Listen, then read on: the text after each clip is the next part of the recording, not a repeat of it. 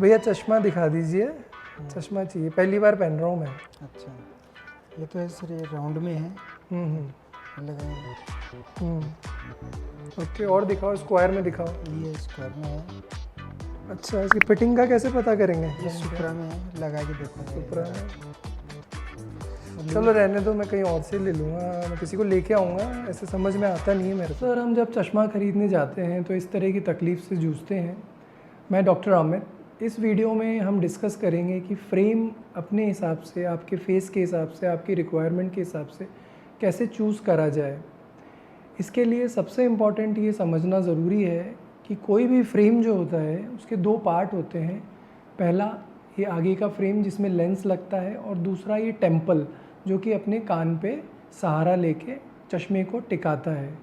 जब भी आप कोई फ्रेम ख़रीदते हैं तो उसके अंदर यहाँ टेम्पल पे कुछ डिजिट्स लिखे होते हैं, जिसमें आप ऐसे समझ सकते हैं जैसे कि 59, 17 और साथ में टेम्पल का लेंथ 145। तो ये मिलीमीटर्स में होता है। इसमें जो फर्स्ट दो डिजिट होते हैं 55, 57 वो लेंस के साइज़ होते हैं, और उसके बाद जो डिजिट होता है 17, 19 वो बेसिकली इन दो लेंसेज के बीच का डिस्टेंस होता है, जिसकी नाक का जो विड्थ होता है उस हिसाब से आप उसको सेट कर सकते हैं।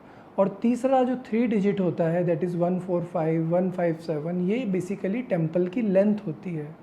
तो अगर हम चश्मे की ये 3 डिजिट्स के हिसाब से चश्मे को चूज़ करें तो चश्मे को चूज़ करना इजी हो जाता है, क्योंकि अगर किसी का नाक के बीच का डिस्टेंस, जो दोनों आँखों के बीच का डिस्टेंस है वो ज़्यादा है, तो उसको 19 से 22 mm की विड्थ की ज़रूरत पड़ेगी बीच के एरिया की।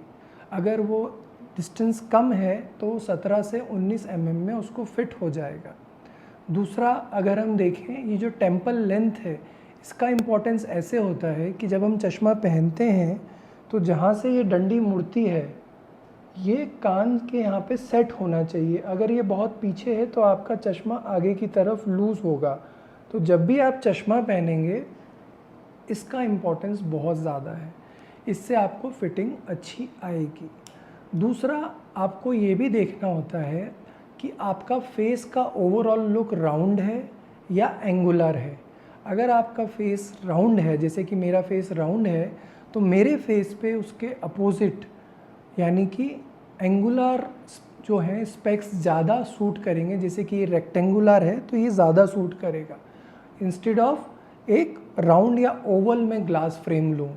तो ऐसे ही अगर किसी का शेप फेस का एंगुलर है तो उसको राउंड या ओवल फ्रेम ज़्यादा सूट करेगा। और एक इम्पॉर्टेंट चीज़ मैं आपको बताना चाहूँगा, बहुत से लोग प्रोग्रेसिव ग्लासेस सेलेक्ट करते हैं, उसके अंदर लोग बहुत ही पतले ऐसे इस तरह के ग्लासेस ख़रीद लेते हैं जिनकी विड्थ बहुत कम होती है फ्रेम की, ग्लास की। इससे आपका फील्ड ऑफ विज़न बहुत कम हो जाता है।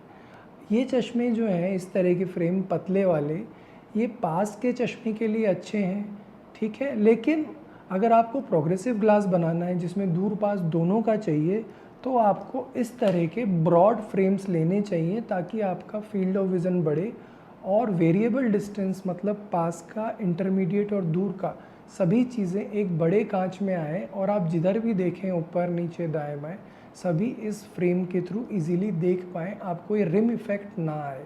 तो आई थिंक फ्रेम रिलेटेड आपकी क्वेरीज़ को मैंने सॉल्व किया होगा। आपके कोई क्वेश्चंस हों तो आप प्लीज़ सजेस्ट कीजिएगा, मैं उनका आंसर दूंगा। Thank you.